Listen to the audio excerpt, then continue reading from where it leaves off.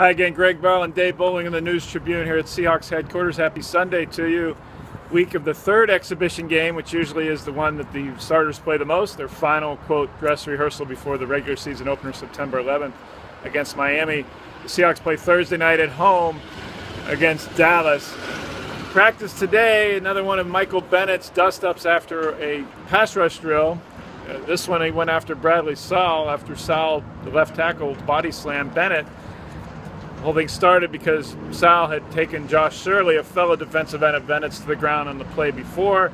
Bennett jumps in the drill, goes after Sowell. Sowell picks him up, holds him on both shoulder pads, and throws him to the ground. A penalty, obviously. Hello, guys. Penalty, obviously. The referees that monitor practice threw the flag, but big fight, interceding. It's what Bennett's been doing all camp, really, Dave. And what do you make about how frustrated he's been in practices going after teammates going after him? You know, I think it's probably reflective of his contract situation. I don't think there's any way to get around that. That if it's even subsurface at all, I think he'd tell you, hey, I have to make my money, and I've got to stay healthy to make my money. He still needs that big payday, and he needs to stay healthy. And I think a point is fair. You know what? They protect the quarterbacks, protect the running backs. You know, why is a veteran defensive end getting thrown to the ground? And really, it's something that you see in camps all the time. You'll see Michael Bennett be involved, and I think he is a tremendously passionate and emotional player. And the good part of this is the way you see the units go and start scuffling, protecting their guy. Well, when it comes game time, when it's game day, their guy is the teammate. That's when Bennett and Sowell are the guys who are going to be pulling for each other. And I think that then the allegiances take on a bigger picture, and it's more important. What you're seeing are guys who are playing really hard. A lot of times in the past, there'd be a guy who would kind of back away and say, no, I'm not getting involved. And I think you've got a very strong sense of brotherhood on the offensive line, defensive line, and I think in the big picture, that's a good thing. No doubt Bennett is testing this offensive line. Starters in potentially 4 new, maybe 5 new positions. Jamarcus Webb's coming back this week from his knee injury. He's going to play Thursday night against Dallas. Pete Carroll said Webb's got to go win that position, that right tackle that Gary Gilliam has had the first 2 preseason games. Bennett, for sure, can't see the value of risking himself to injury during the preseason, and the fact he's barely played any preseason. And likewise, he's the one who jumped in. Yes, he did. So you know what? It's what happens on the football field when somebody is trying to win a job. That offensive line is trying to earn respect by going against the Michael Bennett, who is one of the great defenders in the National Football League. If Bradley Sowell can stand stand up to him, that says a lot about what he's going to be able to do in a game. So I think we're seeing a lot. There's a lot of prideful people here trying to earn their jobs, and you know what? In the end, that makes everybody better. Jermaine Ifedi is one who's gone with toe-to-toe with Bennett. Justin Britt and Bennett have gotten after it in training camp this month. So Ifedi and Tony McDaniel were kind of getting into it, and I don't know if he knows who Tony McDaniel is, but this is not Josh Shirley wearing 93 anymore. You could just pick up and throw around. This is Tony McDaniel, and that's going to be that's an all-day job if you're taking on Tony McDaniel.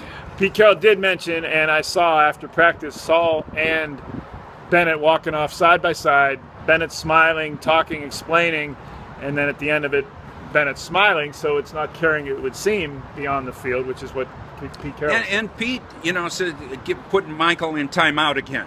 And it's like you do with a petulant child. You got to say, okay, I know you're emotional at this point.